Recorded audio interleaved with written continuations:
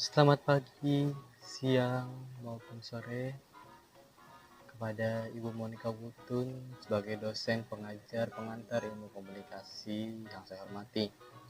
Saya di sini akan menjelaskan salah satu berita dan saya akan menganalisis dan juga saya akan menggunakan salah satu media massa dan saya juga akan menganalisisnya.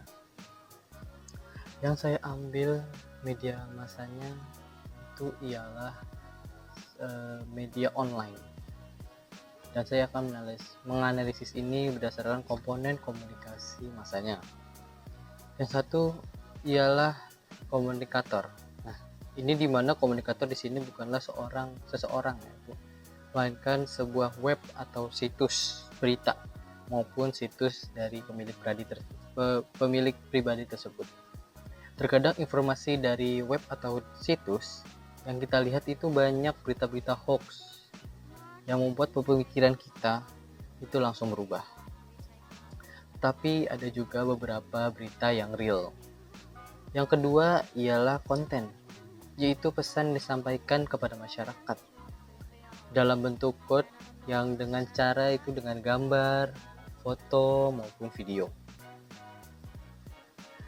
Nah, seperti yang saya katakan tadi, ada yang hoax dan juga ada yang real.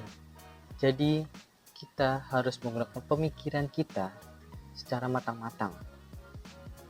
Yang terakhir itu ada gatekeeper, di mana ia adalah penanggung jawab dari situs ini atau web ini. Nah, ia juga harus memperhatikan penyampaian dalam segi tulisan maupun video ataupun gambar. Terkadang banyak penanggung jawab dari web ini yang membuat clickbait atau judulnya itu buat para pembaca menjadi penasaran.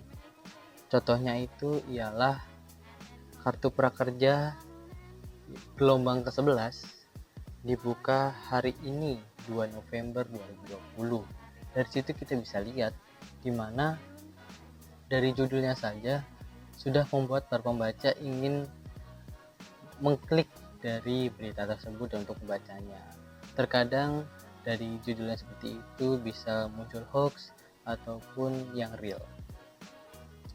Sekarang saya akan masuk ke dalam beritanya dan saya akan analisis. Yang dimana berita yang saya ambil ialah berita yang sedang panas-panasnya, yaitu adalah tentang Omnibus Law.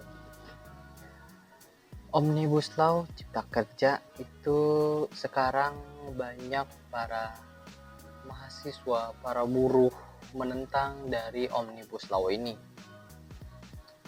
Contohnya dari buruh. Mengapa para buruh itu sangat menentang tentang Omnibus Law?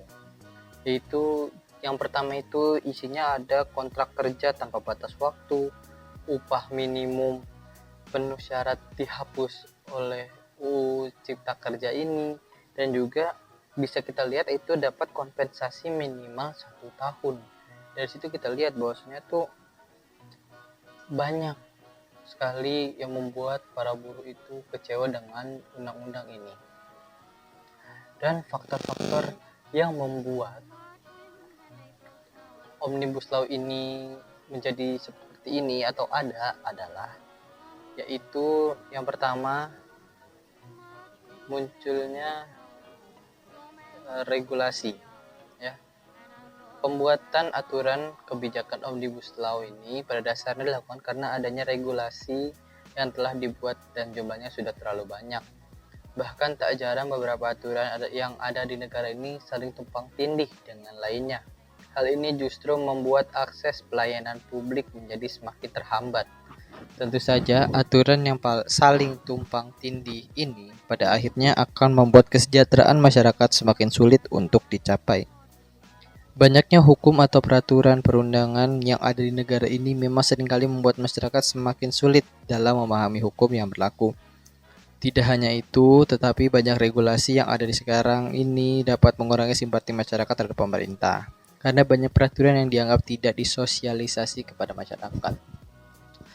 Nah, di sini kita bisa lihat bahwasanya tuh seperti Omnibus Law saja. Omnibus Law saja itu tidak disosialisasikan kepada masyarakat.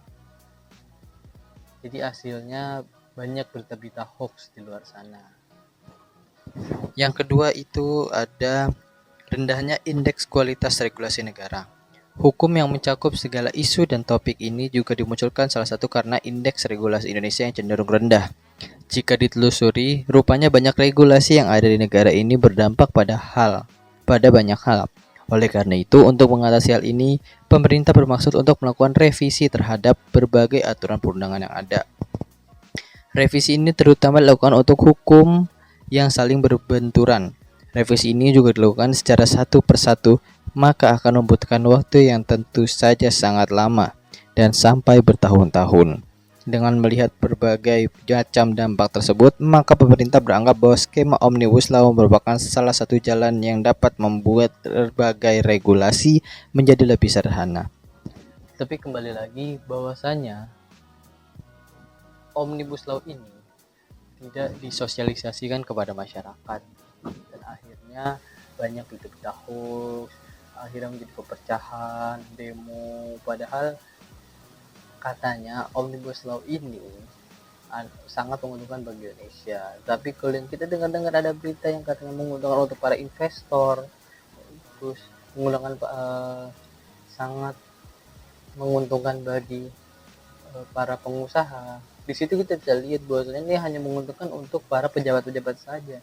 Masyarakat hanya sebagai rakyat jelata saja dan tidak dipikirkan oleh negara. Maka dari itu kita harus menelaah berita secara matang-matang. Apakah ini berita hoax atau real? Hanya itu yang saya bisa sampaikan. Kesempurnaan adalah milik Allah Subhanahu wa taala dan kekurangan berada dalam diri saya sendiri. Saya Hugo Pratama Aziz Lutfi, kelas C semester 1, izin pamit undur diri. Selamat pagi, siang maupun sore.